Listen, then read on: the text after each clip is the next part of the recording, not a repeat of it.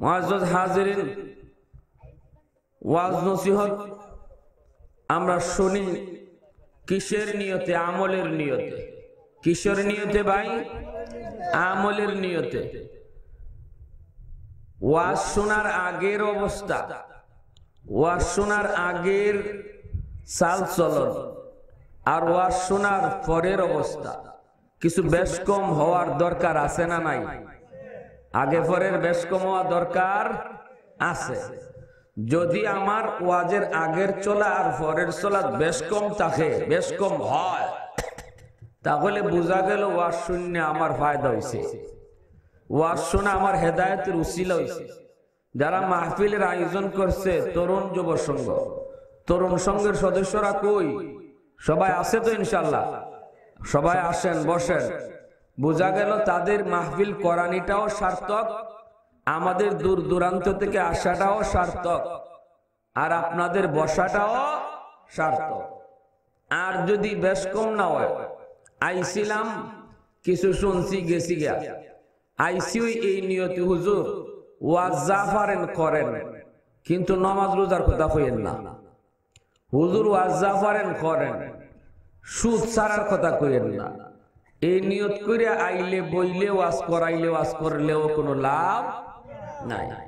অতএব আমাদের চালচলনের মধ্যে বেশ কম হইতো, যেই সেই হইতো না, যেই সেই বলে ওয়াজ শোনার আগে যে পরেও সেই, আগেও যেই পরেও সেই। ঈদের কিতা হয় কই যে লোহারে যখন পিটায়, লোহারে কামারে যখন পিটায়, লোহায় ফিটা খাইয়া কিতা হয় জানেন?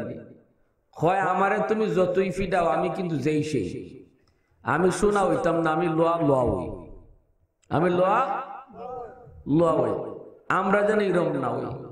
ওই যে দুই সুরে চুরি করছে গুড়া, কিতা চুরি করছে? বাজার নিয়ে তুলছে বিক্রি করব। বড়টায় কয় তুই দাম বালা পাইলে বেশিস, আমি একটু পেশাব করি। এখন ছোটটায় গুড়া চুরি কইরা এই চুরির গুড়া নিয়ে বাজারে তুলছে বেচবো। আইসে এক বাটফার কিনবার লাগে, বাটফারে কি আর টেকা দিয়ে কিনে? কিতা কইতাম রে? বাটফারি কইরা যারা খায় এরারে কয় বাটফার। আইয়েই কয় বা গুড়াটা দি যে সুন্দর, সেরা সুন্দর হইলে খাম হইতো না। খাম আসেনি কয় কুন্ডা? দৌড় আসেনি, দৌড়। সুরায় কয় মিয়া দৌড় বলে নাই, ফিটো উঠতে দেখো। বাটবারে মনে মনে কয় রে সান, আমি তুই ডই যাই, তুই খালি কইতে বলে ফিটো উঠো। কয়তে আমি উঠি, হয়তো উঠো, হয়তো উঠি। উঠছে, উঠতে হ্যাঁ সুরা কয় দেখো আবার দেরি করো না। হয় না, দেরি করতাম না। এ যে গোড়া লইয়া দৌড় দেওয়াইছে, এটা কি আইবার নিয়তে না যাইবার নিয়তে? এ আর আয় না। অন সুরে বুঝে লাইছে যে আমি তো বাটপাড়ের হাতে ধরা খাইছি, আমি সুর খারা তো ধরা খাইছি বাটপাড়ের হাতে। বড়টা আইসে বেসা বসে কইরা এখন কি তারে গুড়া কই? কই বেচে লাইছি। কত দিয়ে বেচলে? কয় যে দামে কিনা এই দামে বেচা। কই এটা কি দেখো বলি, এটা ওই কিনার সময় টেহা লাগছে না, বেচার সময় টেহা লাগছে না। মানে আমরার অবস্থা যে দামে কিনা এই দামে বেচা হইলে হইতো না। আমরা কিছু পরিবর্তন দরকার আছে না নাই ভাই?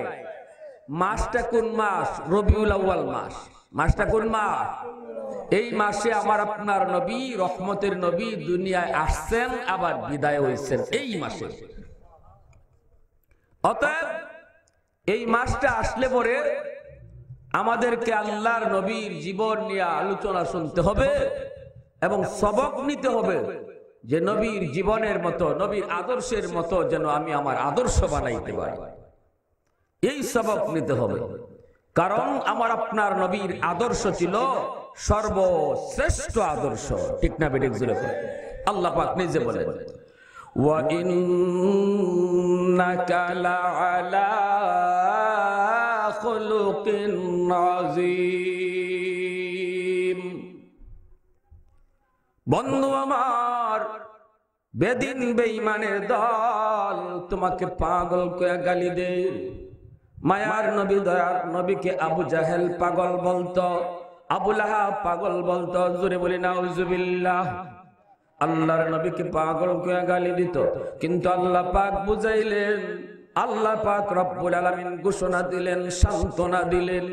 পবিত্র কোরআনের সূরা কলমের মধ্যে আল্লাহ পাক বলেন, বন্ধু আমি একটা নয় দুইটা কসম কে বলতেছি, মা আনতা বিনিআমাতি রাব্বিকা বিমাজনুন।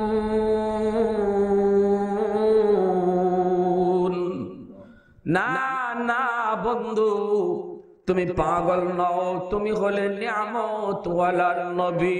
জোরে বলি সুবহানাল্লাহ। তাম দুনিয়ার সমস্ত মানুষ আমার আপনার নবীকে যদি নবী না মানে, আল্লাহ বলেন বন্ধু তোমার নবুয়তির বিন্দু পরিমাণ কম হবে না। কারণ হলো আমি আল্লাহ তোমাকে নবী হিসাবে মেনে নিয়েছি। জোরে বলি সুবহানাল্লাহ।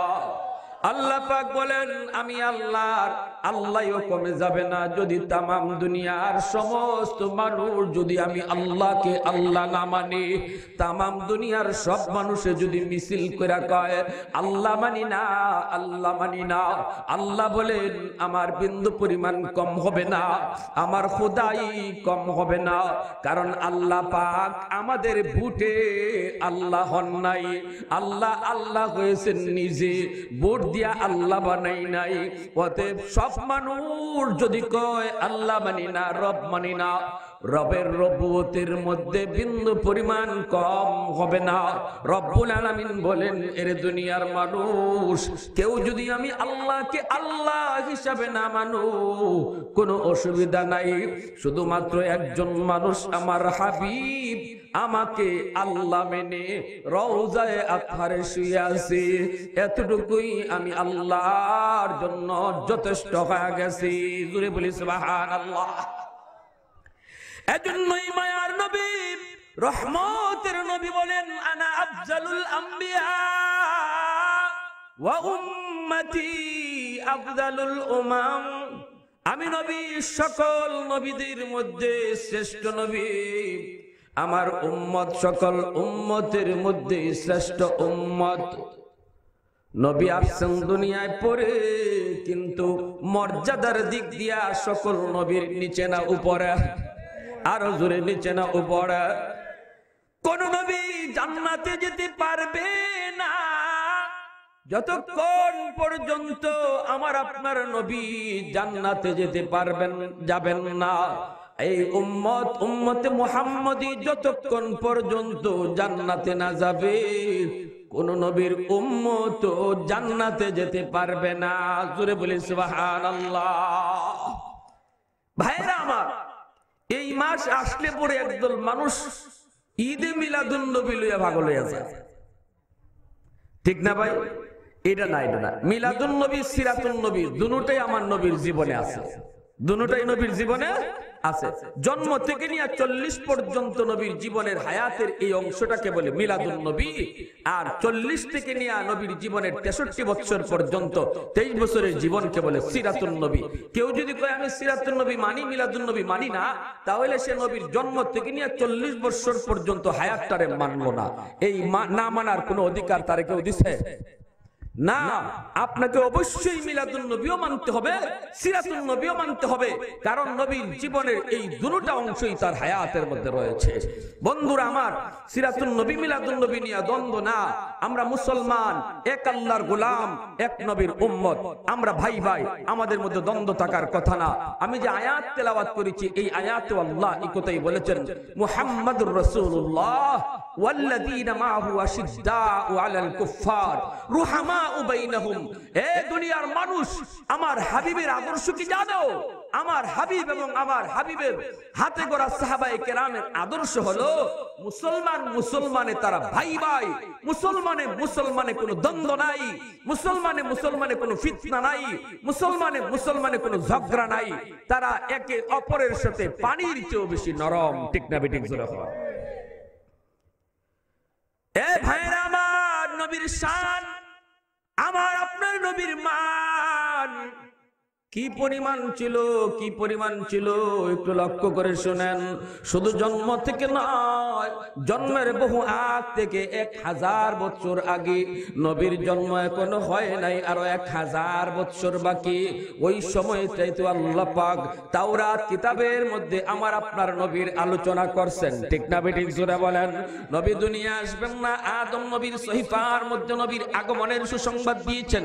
সকল নবীদের আসমানি কিতাব আর সহিফার মধ্যে আমার আপনার নবীর গুণগান গাওয়া হয়েছে। একটা ঘটনা আমি আপনাদেরকে বলি, মনোযোগ দিয়ে শুনেন।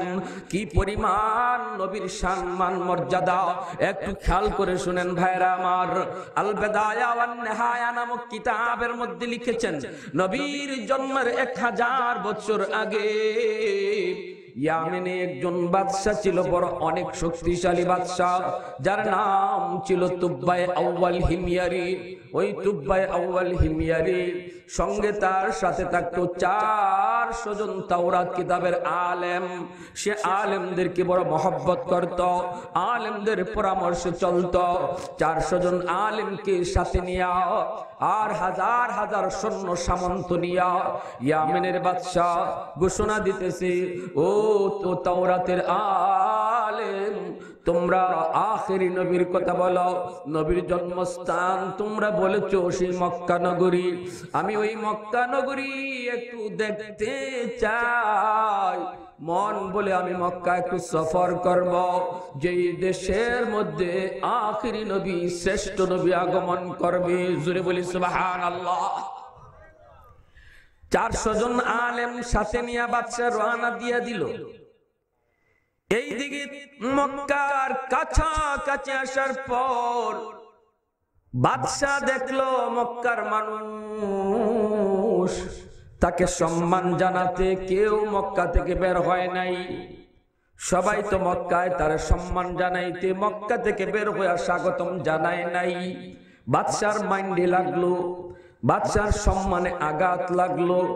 বাদশা মনে মনে ভাবতেছে, আমি এত বড় পাওয়ারফুল একজন বাদশা, সঙ্গে আমার এত এত বড় বহর, অথচ মক্কার মানুষ আমাকে সম্মান জানাতে বের হলো না।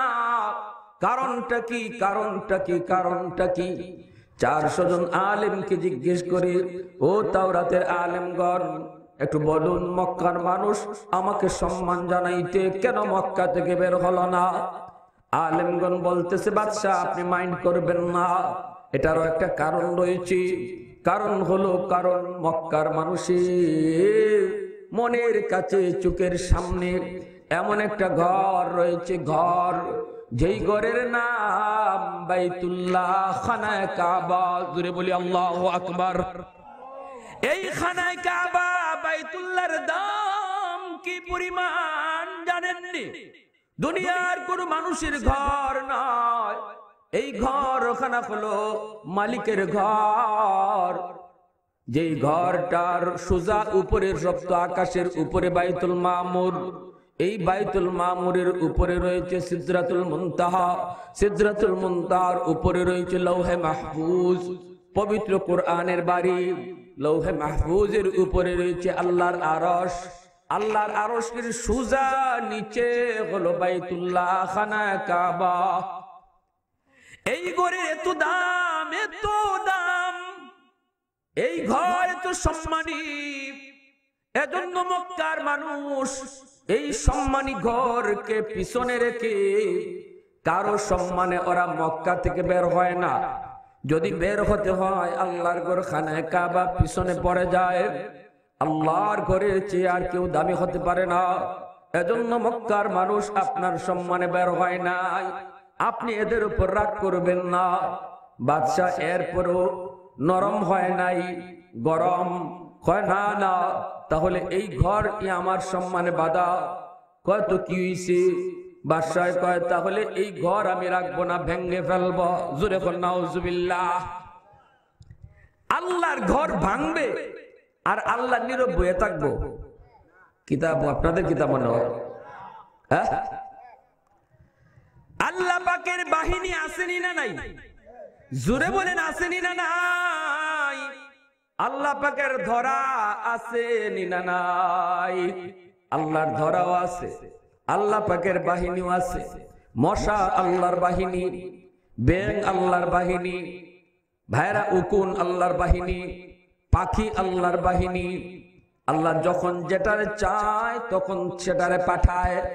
নমরুদের সাথে আল্লাহ কয় তুই আমার সাথে যুদ্ধ করবি, ফেরেশতা পাঠাবো না, মশা পাঠাইলাম, বালা মশা না ল্যাংরা মশা পাঠাইলাম, একটু যুদ্ধ কর। ল্যাংরা মশার সাথে তুই পারসনি, দেখ। নমরুদে পারছেনি, আরো জোরে বলেন পারছেনি। তুব্বাই আউয়াল হিময়ারি আলেমদের পরামর্শ মানে নাই। আলেমরা যতই নিষেধ করলো নিষেধ মানে নাই। গুসায় সে মক্কায় ঢুইকা আল্লাহর ঘর বাইতুল্লাহ হাত দিয়া দিল। যেই মাত্র হাত লাগাইছে, এটা আব্রাহার ঘটনার চেয়ে আরো 1000 বছর আগের ঘটনা। হাত লাগানো মাত্রই আল্লাহর থেমে নাই, সাথে সাথে আল্লাহর শক্তি জাহির হয়ে গেল। পিছন দিকে তপাস দিয়া পড়ে গেল, নাক দিয়া মুখ দিয়া অঝরে রক্ত বের হতে লাগলো। জুড়ে বলি সুবহানাল্লাহ। ফিনকি দিয়া নাক আর মুখ দিয়া রক্ত বের হয়। এইবার বাদশা পয়রা বুঝতেছে, হায় হায় হায় আমি কোথায় হাত দিয়েছিলাম। আলেমদের কাছে বলতেছে, ও তাওরাতের আলেমরা, তাড়াতাড়ি পরামর্শ দাও, এখন কি করব, এখন কি করব। আমি আমার ভুল বুঝতে পেরেছি, ভুল হয়ে গেছে, এখন কও কি করব। বাদশা, আগেই বলেছিলাম এমনটা কইরো না, এখন যখন বুঝ হয়েছে খাটিয়ে দিলে এই ঘরের মালিকের কাছে তওবা করে নাও। কারণ মালিক এত দয়ার মালিক, যার নাম হলো রহমান, যিনি তার বন্ধুরেও দয়া করেন, দুশ্মন কেউ দয়া করেন। জোরে বলি সুবহানাল্লাহ। আল্লাহর কাছে খাটিয়ে দিলে তওবা করে নাও। বাদশা এমন ভাবে তওবা করলো, আল্লাহ পাক তওবাকারীর তওবাকে কবুল করেন, যত বড় গুনাহগার হোক না কেন। আল্লাহ বলেছেন, লা তাকনাতু মির রাহমাতিল্লাহ, আমার রহমত থেকে নিরাশ হয়ো না। তওবা আল্লাহ কবুল করে নিছেন, রক্ত পড়া বন্ধ হয়ে গেছে, সাথে সাথে বাদশা দাঁড়ায় গেছে, সুস্থ হয়ে গেছে। এবার বাদশা বলতেছে, উলামায়ে কেরাম, আমার বুঝ হয়ে গেছে এই ঘরের মালিকের কি পরিমাণ শক্তি। আমার বুঝ হয়ে গেছে এই ঘরের দাম, এই ঘরের সম্মান কি পরিমাণ বুঝ হয়ে গেছে। আমি এখন এই ঘরের একটু খেদমত করতে চাই। খেদমত আলেমরা কয় কি খেদমত? কয় আমি আল্লাহর ঘর বাইতুল্লাহ সবার আগে গিলাফ পরাইতে চাই। এই তুব্বাই আউয়াল হিময়ারি সবার আগে আল্লাহর ঘর বাইতুল্লাহ গিলাফ পড়াইছে। সেই গিলাফ সর্বপ্রথম তুব্বাই আউয়াল হিময়ারি পড়াইছে। আজও বাইতুল্লাহ গিলাফ আছে, আসেনি না নাই? জোরে বল। এই বাইতুল্লাহর গিলাফ পড়াইলো তুব্বাই আউয়াল হিময়ারি নবীর জন্মের কতদিন আগে?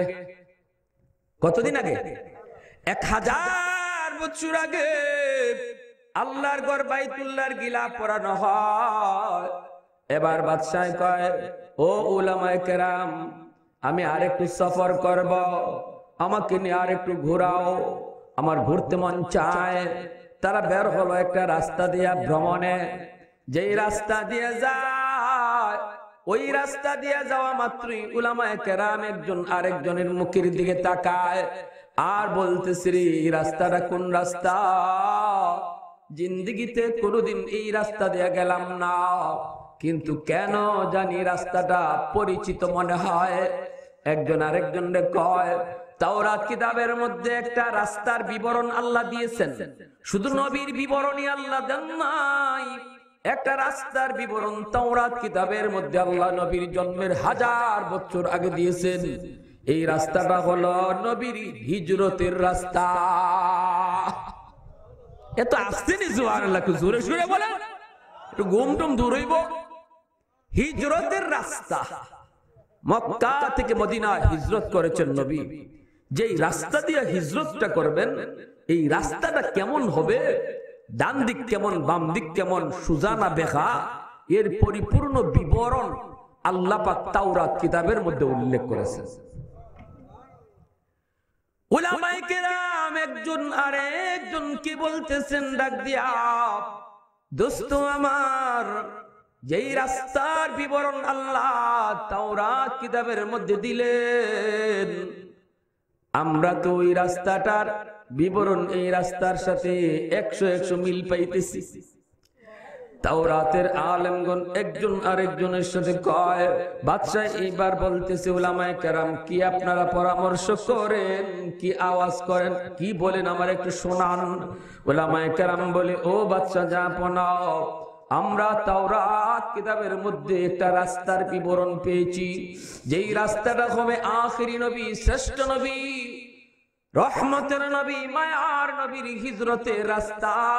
ওই রাস্তাটা কেমন আল্লাহ পাক তাওরাত কিতাবের মধ্যে বিবরণ দিয়েছেন। আমরা আল্লাহর দেওয়া বিবরণ আর এই রাস্তার কন্ডিশন 100 মিল পাইতেছি। অতএব বুঝা গেছে এই রাস্তাটাই নবীর হিজরতের রাস্তা।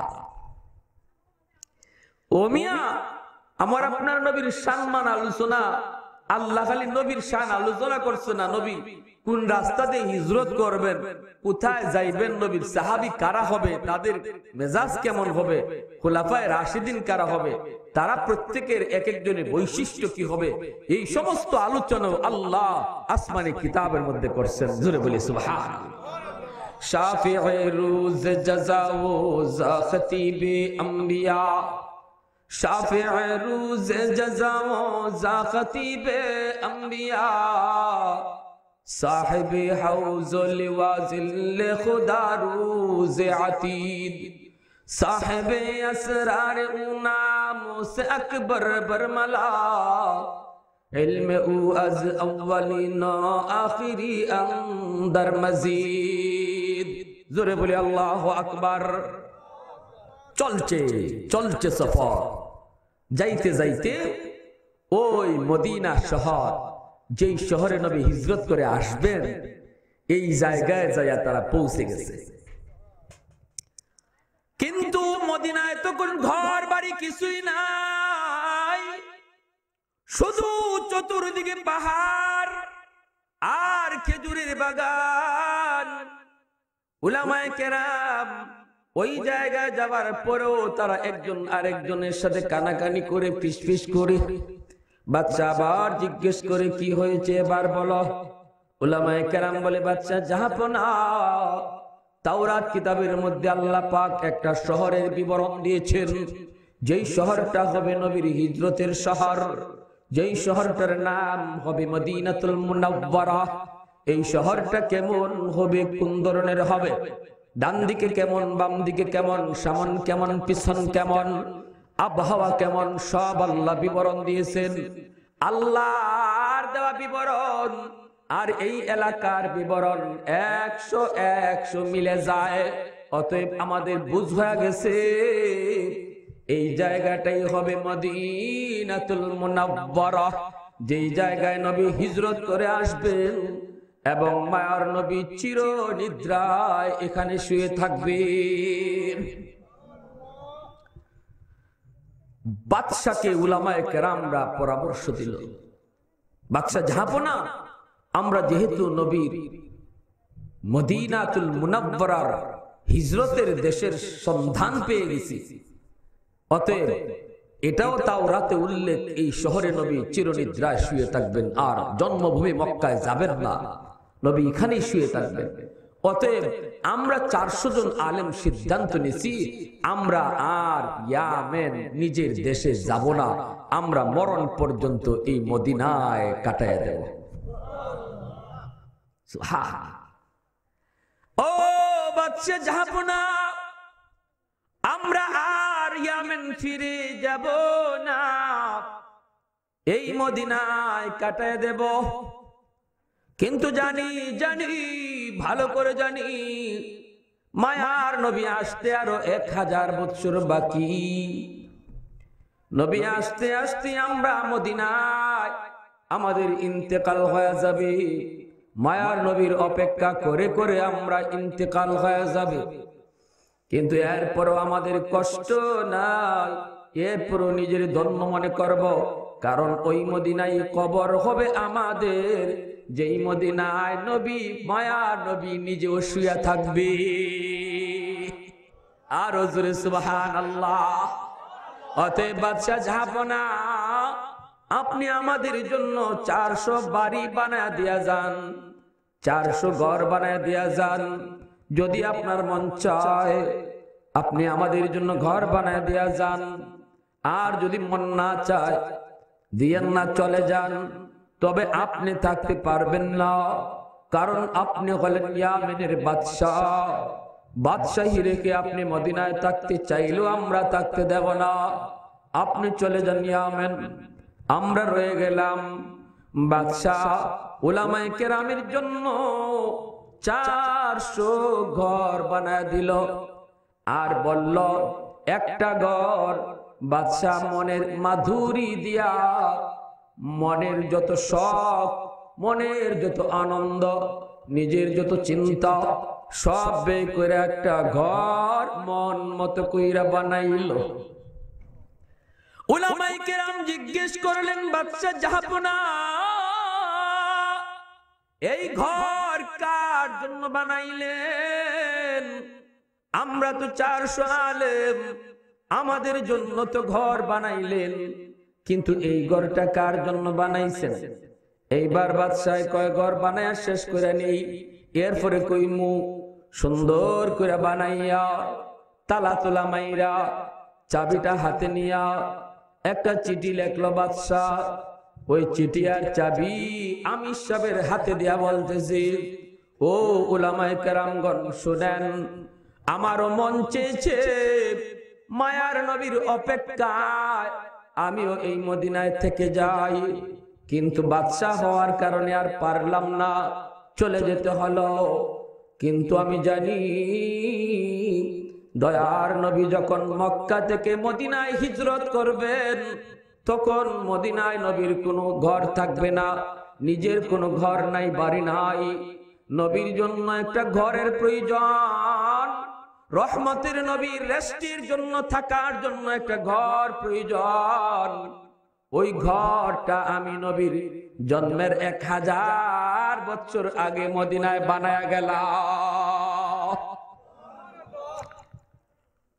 চাবিটা দিয়া গেলাম আপনার হাতে, আপনি মরার আগে আপনার ছেলের হাতে বুঝায়া যাবেন, আপনার ছেলে মরার আগে তার ছেলের হাতে বুঝায়া যাবে, সে তার ছেলের হাতে দিয়া যাবে, সে তার ছেলের হাতে দিয়া যাবে। এই চাবি মায়ার নবীর হাতে যেন পৌঁছে। আরেকটা চিঠি দিয়া গেলাম, এই চিঠিটাও আমার মায়ার নবীর হাতে যেন পৌঁছে। এই কথা বইলা বাদশা চলে গেল। এইদিকে ভাইরা আমার, আমার নবী, আপনার নবী, মায়ার নবী দুনিয়াতে জন্ম নিছেন 1000 বছর পর। এর ভিতরে 400 আলেম মারা গেল, মদিনায় তাদের কবর হয়ে গেল। মায়ার নবী জন্মগ্রহণ করলেন মক্কা নগরীতে। এই মক্কায় জন্ম নেওয়ার পর নবীর মা আমেনা দরজা বন্ধ করে আছেন, কে যেন দরজার সামনে নক করে। কে গো? মহিলারা কয়, আমরা এসেছি টাকার বিনিময়ে সন্তান নেব, দুধ খাওয়াবো। আল্লাহর নবীর মা বলেন, আছে তো আমার সন্তান, কিন্তু বাবা নাই, এতিম। মহিলারা কয়, না না, এতিম ছেলে নেওয়া যাবে না, এতিম ছেলে নিলে বকশিশ বেশি মিলবে না, বাপ নাই, টাকা দিবে কে? মহিলাগুলি চলে গেল। যেই মহিলাগুলি মায়ার নবীকে এতিম জানার কারণে নেয় নাই, এই মহিলাগুলির কপাল ফুরছে। ঠিক না বেঠিক? জোরে বল। কেউ জানে না, কেউ জানে না ওই মহিলাগুলি কারা, এদের পরিচয় কি, এদের নাম কি, কেউ জানে না। মক্কার মানুষকেও যদি বলা হয় ওই মহিলাগুলির নাম বলো, বলবে জানি না। কিন্তু যেই মহিলা মায়ার নবীকে এতিম জানার পরেও কোলে নিলেন, দুধ খাওয়াইলেন, নবীর দুধ মার নাম যদি জিজ্ঞেস করা হয় বাংলার মুসলমানও বলবে হালিমা সাদিয়া। হালিমা সাদিয়ার নাম উজালা হয়ে গেল। আর যে মহিলাগুলি আমার নবীকে মায়া করলো না, এরা একদম নিশ্চিহ্ন হয়ে গেল। এজন্য ভাইরা, রাসূল করিম সাল্লাল্লাহু আলাইহি ওয়াসাল্লামকে হালিমা সাদিয়া নিলেন। কেমন করে? দরজায় আইসেই নক করলেন। আমেনা ডাক দিয়া বলেন, আছে তো আমার সন্তান, কিন্তু কেউ তো নেয় না, কারণ আমার সন্তানের বাবা নাই, আমার স্বামী নাই, এজন্য কেউ নেয় না, তুমি নিবা? হালিমা সাদিয়া দরজার বাহির থেকে বলেন, আমেনা গো, দরজাখানা একটু খুলো, আমি তোমার মানিকের চেহারা মোবারক এক নজর দেখতে চাই। আল্লাহু আকবার। এ ভাইরা আমার, হালিমা সাদিয়া রাদিয়াল্লাহু তাআলা আনহা উটটা ছিল বড় দুর্বল। বান্ধবীদের পরে তিনি আসছেন, বান্ধবীরা আগেই মক্কায় ঢুকে গেছে, ইনি আইছেন সবার পরে। কারণ ওনার উট বান্ধবীদের সাথে হাঁটতে পারে না, ওদের উটের সাথে তাল মিলাইতে পারে না, কারণ তার উট দুর্বল। ভাইরা দরজা নক করলেন। আল্লাহর নবীর আম্মা কান্দেন, চোখের পানি জড়ায় কান্দেন। আজ যদি আমার সন্তানের বাবা দুনিয়ায় থাকতেন, তাহলে এতিম কইয়া কোনো মহিলা যাইতো না। যদি আমার সন্তানের বাবা থাকতেন, আজকে এত সুন্দর মানিক পাইয়া কপালে চুমু দিতেন, গালে চুমু খাইতেন, খেলা করতেন, আনন্দ করতেন, চোখের পানি জড়ে কান্দেন। খাসাইসুল কুবরা নামক কিতাবের মধ্যে লিখেন, আল্লাহ পাক নবীর আম্মার অন্তরে ইলকা করে দিলেন, ওগো আমেনা, কেন তুমি কান্দো? তুমি কান্দো, আমার বন্ধুর খেলার সাথী লাগবে। বাবা হইলে খেলতো, খেলার সাথী হইতো, এজন্য বুঝি। মুহাম্মদ তোমার সন্তান, এতটুকুই শুধু তার পরিচয় নয়, তার আসল পরিচয় হলো আমি আল্লাহর বন্ধু। আমার বন্ধু কার সাথে খেলা করবে, কে আমার বন্ধুর সাথে খেলার সঙ্গী হবে, সাথী হবে, সেটা আমি আল্লাহ বুঝবো। আমার বন্ধু যখন খেলার সাথী চাইবে, চাঁদকে আমি খেলার সাথী বানায় দেব। বন্ধু যখন খেলার সঙ্গী চাবে, সূর্যকে তার খেলার সঙ্গী বানায় দেব। আমার বন্ধু যখন ঘুমাইতে চাবে, বাইতুল্লাহর ছায়ায়, আমার ঘরের ছায়ায় ঘুম পাড়াবো।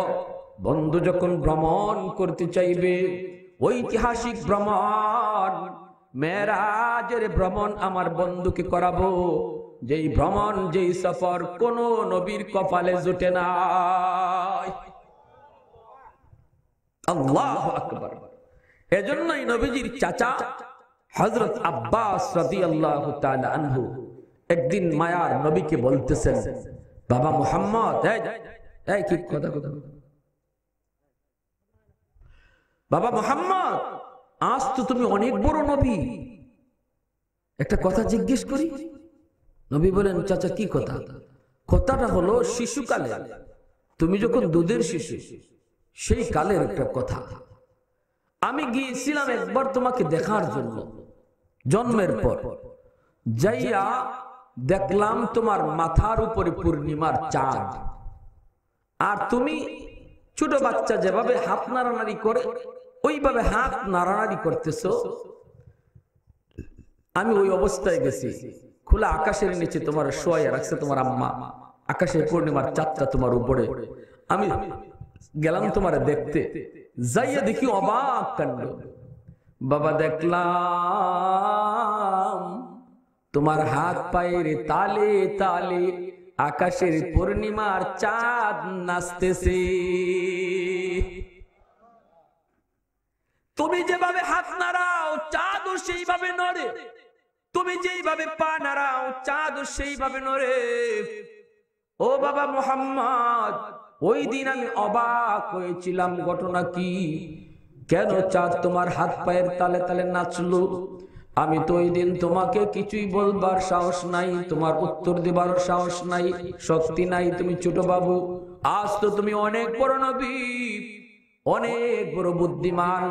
একটু বলো তো ওই দিন চাঁদ কি কাণ্ড করছে, কেন এমন করেছিল, মনে আসেনি তোমার?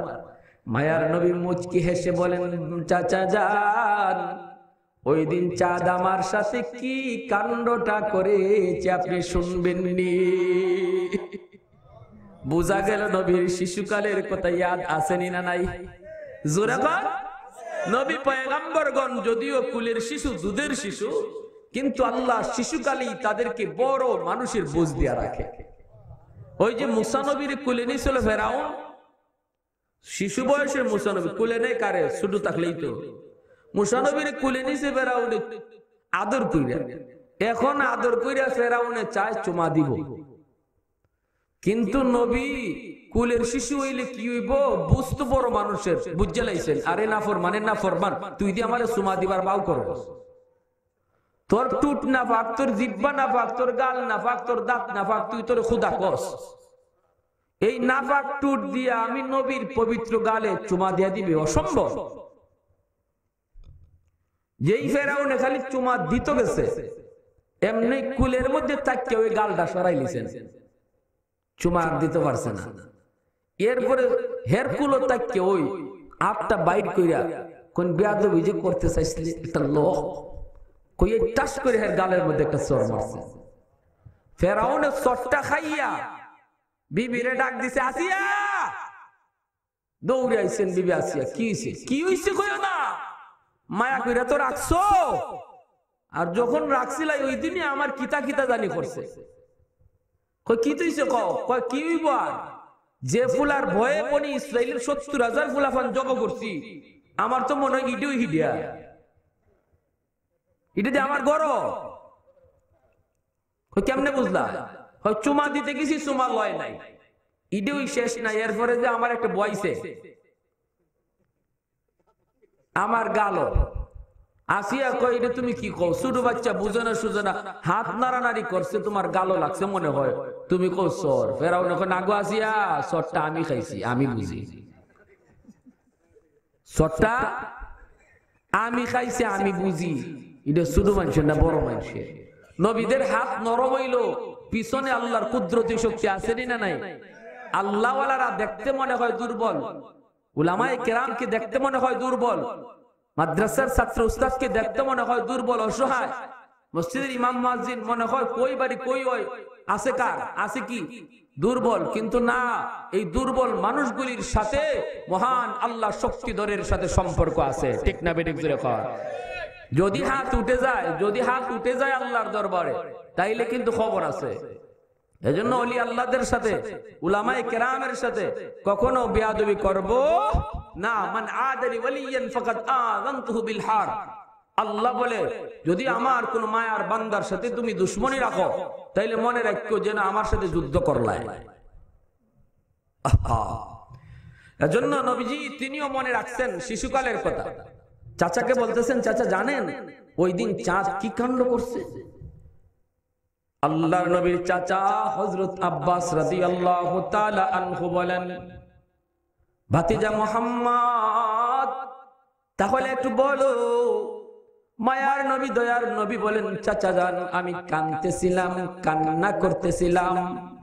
চাঁদ আমার কানের কাছে আইসা বলতেছে, ওগো দয়ার নবী, মায়ার নবী, আপনি কাঁদবেন না গো নবী, আপনার চোখে পানি দেখলে আমি চাঁদ সইতে পারি না।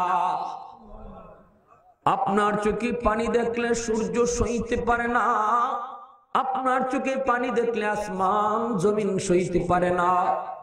আপনার খেলার সাথী লাগবে বুঝি, আপনার খেলার সঙ্গী লাগবে বুঝি। কে আপনার সাথে খেলবে? আমি চাঁদ আজ খেলার সাথী হয়ে গেলাম। ওয়া হুয়া ইউনাজিনি ওয়া ইউহাকিনি ওয়া ইয়ামনাউনি আনিল বুকা। মায়ার নবী বলেন, চাঁদ আমাকে কান্না করতে বারণ করেছে, আর আমার কানের কাছে ওই দিন আমার খেলার সাথী হইয়া অসংখ্য কিচ্ছা শোনাইছে। আর একটু জোরে কর না সুবহানাল্লাহ। বুঝা যায় না ওই বহু মানুষের সামনে কিচ্ছা হুনায়। হ্যাঁ, আমাদের আওয়াজের ডকে বোঝা যায় কিচ্ছা উচ্চা হুনায়নি। কারে হুনাইছে কিচ্ছা? দয়ার নবীরে। ঠিক না বেটি? জোরে কর। হালিমা সাদিয়া দরজার বাহির থেকে ডাক দিয়া বলেন, আমিনা, ও আমিনা, দরজা খানা একটু খুলো, আমি তোমার মানিকের চেহারা এক নজর দেখতে চাই। আল্লাহ নবীর চেহারা মোবারক দেখা মাত্রই হালিমা সাদিয়া রাদিয়াল্লাহু তাআলা আনহা আল্লাহু আকবার বলে চিৎকার দিয়া উঠলেন। জোরে বলি সুবহানাল্লাহ। ওগো আমিনা, আমি হালিমা জীবনে কত সুন্দর সন্তান দেখলাম, বালক দেখলাম, কিন্তু কসম খোদার তোমার মানিক মুহাম্মদের মতো এত সুন্দর বালক আমি জীবনে দেখি নাই। মা আহসানা মিনকা লাম তারা কাত্তু আইনি ওয়ালাম আজমালা মিনকা লাম তালিদিন নিসাউ খুলিকতা মুবাররাআম মিন কুল্লি আইবিন কাআন্নাকা খুলিকতা কামা তাশাউ। আল্লাহু আকবার। নবীর সাহাবী হযরত হাসান রাদিয়াল্লাহু তাআলা আনহু, বুখারী শরীফ জিলদে সানির মধ্যে এসেছে, মায়ার নবীর সৌন্দর্যের প্রশংসা করে বলেন, ওগো নবী, আপনার মতো এত সুন্দর আমার চোখ জীবনে দেখে নাই, কোন মা সন্তান এমন সন্তান জন্ম দেয় নাই। আপনার দিকে তাকাইলে মনে হয় আপনার নাক, মুখ, চোখ, কান বানাইবার আগে আল্লাহ আপনার সাথে পরামর্শ করছে। মনে হয় যেন আল্লাহ আপনার চোখ বানানোর আগে জিজ্ঞেস করেছে, বন্ধু আমার, তোমার চোখ বানাবো, কেমনে বানাইলে তুমি খুশি হও বলো, সেভাবে বানাবো। ওগো নবী, মনে হয় আপনি যেভাবে বলছেন ওইভাবে আল্লাহ আপনার চোখ বানায়া দিছে। আপনার চোখের দিকে তাকালে মনে হয় পৃথিবীর সর্বশ্রেষ্ঠ সুন্দর চোখটা আল্লাহ আপনাকে দান করেছে। আকাশ হতে চাঁদ নেমেছে মায়া মেনার কোলে, আধার রাতে উঠল যেন চাঁদের চিরাগ জ্বলে, চাঁদের চিরাগ জ্বলে। গুলশানে আজ বুলবুলিরা গাইছে শিরিন কালাম, तमाम জাহান নবীর তোরে জানায় লাখো সালাম, জানায় লাখো সালাম। আকাশ হতে চাঁদ নেমেছে মায়া মেনার কোলে, আধার রাতে উঠল যেন চাঁদের চিরাগ জ্বলে, চাঁদের চিরাগ জ্বলে। জোরে বলি আল্লাহু আকবার, আর জোরে আল্লাহু আকবার। হালিমা সাদিয়া মায়ার নবীকে কোলে নিয়ে চলে গেলেন। পাশেই দাঁড়ায় আছে উটনি, যে উটের পিঠে বসা হালিমা সাদিয়ার স্বামী। স্বামী ডাক দিয়া বলে, হালিমা কিছু পাইছো? হালিমা সাদিয়া বলেন, স্বামী গো, চেহারা খানা এক নজর দেখো, চেহারা দেখলে মনে হয় কিছু না গো, আমরা সব পাইয়া গেছি। কেমন সুন্দর চেহারা, কেমন বরকতি চেহারা, কেমন রহমতের চেহারা, চেহারার দিকে তাকায় দেখো, আমরা যেন সব পেয়ে গেছি, সব পেয়ে গেছি। মায়ার নবীকে কোলে নিয়া হালিমা সাদিয়া পিছনে বসলেন, স্বামী সামনে বসছে।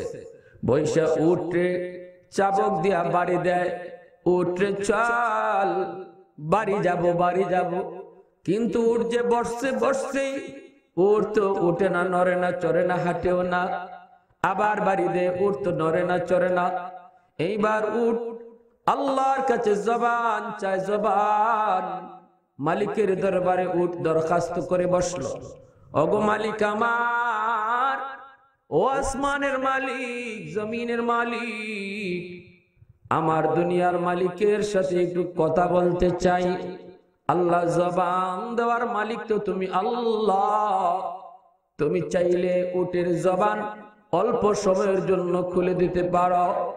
মনের ইচ্ছাটা, মনের বাসনাটা এক মুহূর্তের জন্য আমার মালিককে শুনাইতে চাই। আল্লাহ জবানটা খুলে দাও। এই শক্তি আল্লাহর আসেনি না নাই? আল্লাহ চাইলে উটের জবান দিতে পারে কি পারে না? আর রহমান আল্লামাল কুরআন খলাকাল ইনসান আল্লামাহুল বায়ান।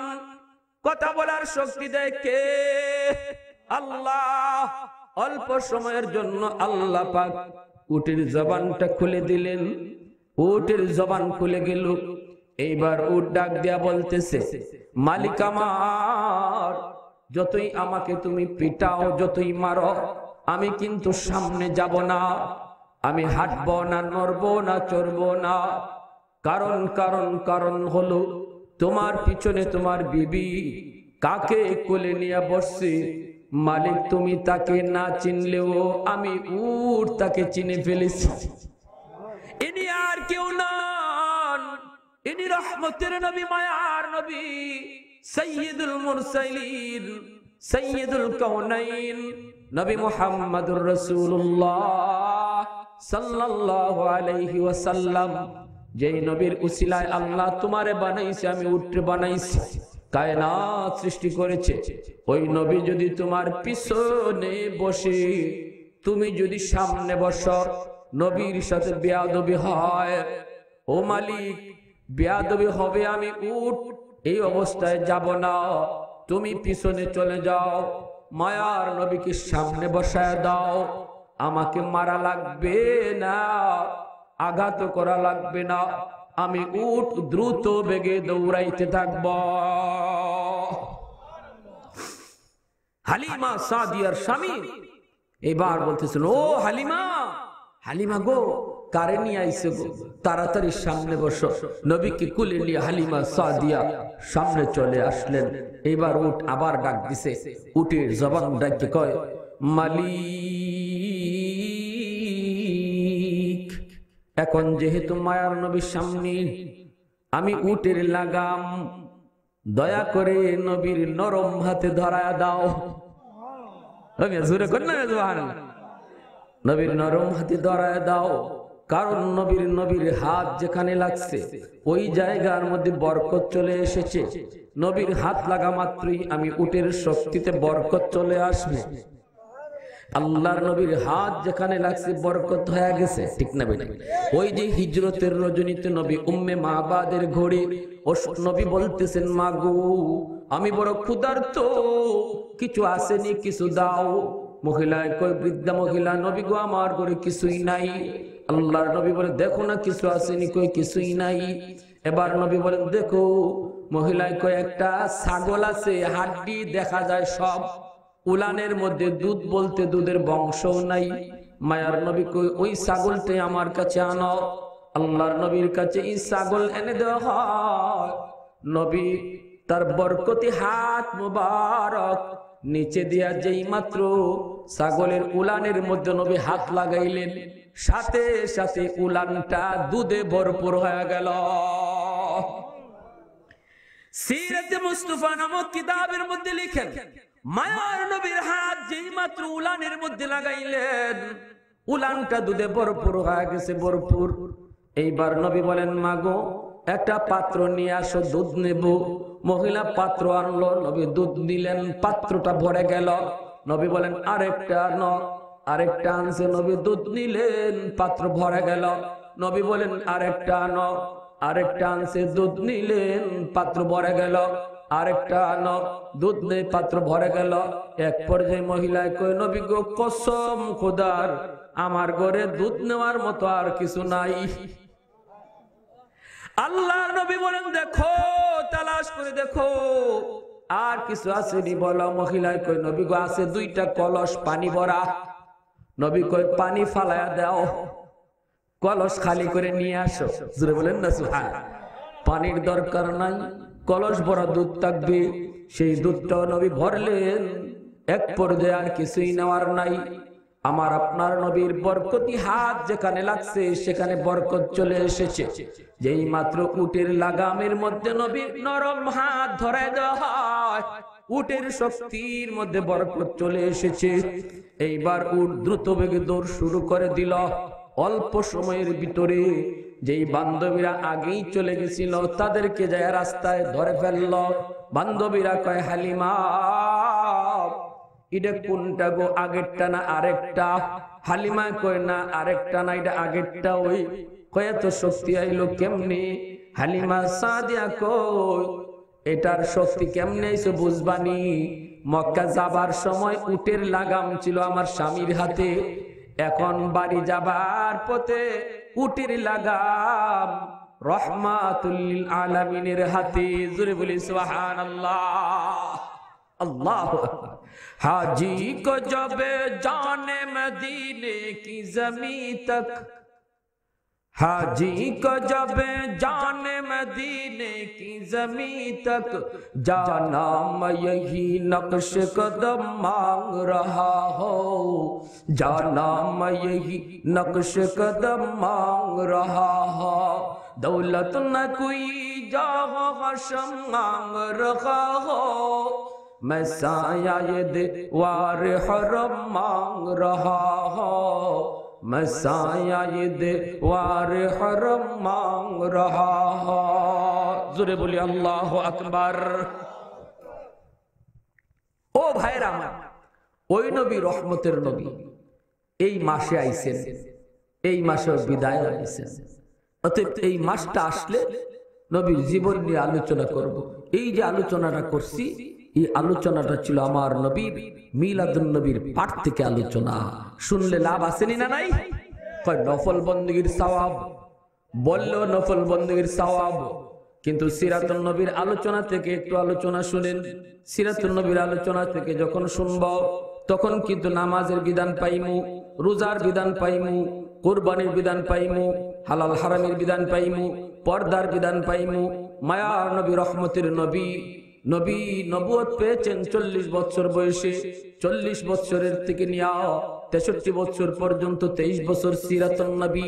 কেউ যদি বলে আমি মিলাদুন নবী মানি, সিরাতুন নবী মানি না, তাহলে সে কোরআনকে মানলো না, কোরআন নাজিলের বয়সটাকে মানলো না। সাবধান, এমন কথা মুসলমান কোনোদিন বলতে পারে না। মায়ার নবী সাহাবায়ে কেরামদেরকে নিয়ে বসা আছেন, কুরবানি করেছেন, কুরবানির গোশত নবী নিয়ে বসা বাঁধবেন। এই কুরবানির আলোচনাটা যদি শুনতে হয়, কুরবানির বিধান যদি জানতে হয়, সিরাতুন নবীর পাঠ থেকে আলোচনা করতেই হবে, নতুবা কুরবানির বিধান পাবেন না। আল্লাহর নবী কুরবানির গোশত নিয়ে বসা। ওই অবস্থায় সাহাবায়ে কেরাম দেখতে পেলেন একজন মহিলা আসতেছে, লাঠিতে বর দিয়া বৃদ্ধা মহিলা। মায়ার নবী, দয়ার নবী তিনি দাঁড়ায় গেলেন। নবী দাঁড়ায় সেই মহিলাকে সম্মান জানানোর জন্য, স্বাগতম জানানোর জন্য মায়ার নবী হাইটা নয়, দৌড় দিয়া যাইতেছেন। জোরে বলি সুবহানাল্লাহ। সাহাবায়ে কেরাম অবাক হয়ে গেলেন, কে সেই মহিলা, এত সম্মানী মহিলা, কে সেই মহিলা যার সম্মানে মায়ার নবী দৌড়ায় যাইতেছেন। আল্লাহর নবী উঠে গেলেন, সাহাবায়ে কেরাম দৌড় শুরু করলেন। আল্লাহর নবী সেই মহিলার কাছে যাইয়া বলতেছেন, মা কেন কষ্ট করে নবীর দরবারে? তুমি যদি আমাকে খবর দিতা, আমি নবী তোমার দরবারে চলে যেতাম। আল্লাহর নবী নবুয়তি চাদরখানা গায়ে থেকে খুইলা মাটির মধ্যে বিছায়া দিলেন। বিছায়া বলতেছেন, মা গো তুমি নবীর নবুয়তি চাদরে বসে যাও। মহিলা নবীর নবুয়তি চাদরে বসবেন, জুতা খুলতে চাইলেন, কিন্তু আমার আপনার নবী জুতা খুলতে দেন নাই। নবী বলেন, না না ও মা, তোমার জুতার বালিতে, জুতার মাটিতে নবীর নবুতি চাদর ধন্য হবে। সাহাবায়ে কেরাম জিজ্ঞেস করেন, ইয়া রাসূলুল্লাহ, ইয়া হাবিবাল্লাহ, কে গো নবী, এত সম্মানী মহিলা কে, যার সম্মানে আপনি চাদর বিছায়া দিলেন? আল্লাহর নবী বলেন, সাহাবীরা রে, তোমরা তো জানো আমি নবী জন্মের আগেই বাবা হারাইছি, বুঝ হওয়ার পর মা হারাইছি। একজন মহিলা নবীকে দুধ খাওয়ায় বড় করেছে, ইনি এখনো জীবিত। নবীর দুধমার নাম জানোনি? সাহাবীরা বলেন, নবী গো, আপনার দুধমার নাম হালিমা সাদিয়া। নবী বলেন, নাম শুধু জানো, জীবনে কোনোদিন দেখো নাই, আজকে ভালো করে দেখে নাও। যিনি নবীর নবুতির চাদরে জুতা সহ বসলেন, ইনি আর কেউ নন, ইনি নবীর দুধমা, যার নাম হালিমা সাদিয়া। মায়ার নবী শিক্ষা দিলেন উম্মতের দল, মায়ের সামনে তোমার কোনো বুজুর্গি নাই, মায়ের সামনে তোমার বুজুর্গি নাই, মায়ের সামনে তোমার কোনো অলিগিরি নাই, মায়ের সামনে কোনো নেতাগিরি নাই, মায়ের সামনে কোনো চেয়ারম্যানই নাই, মায়ের সামনে কোনো মেম্বারই নাই, মায়ের সামনে কোনো ধরনের বাহাদুরি নাই। তোমার মা, ওই মা নবী দেখায় দিলেন, মা গো মা, নবীর চাদরের চেয়ে তোমার পায়ের দাম বেশি। কারণ আমাকে আল্লাহ বলেছেন এই কথা জানায় দেওয়ার জন্য, মায়ের পায়ের নিচে আমি নবীর বেহেশতও আল্লাহ রেখে দিয়েছি। সন্তানের পায়ের বেহেশত মায়ের পায়ের নিচে, ঠিক না বেঠিক? জোরে বলেন, ইন্নাল জান্নাতা তাহতা আকদামিল উম্মাহাত। তাহলে নবী বুঝাইলেন যে আমার আপন মারে যদি পাইতাম তাহলে বুঝো কি পরিমাণ সম্মানটা করতাম।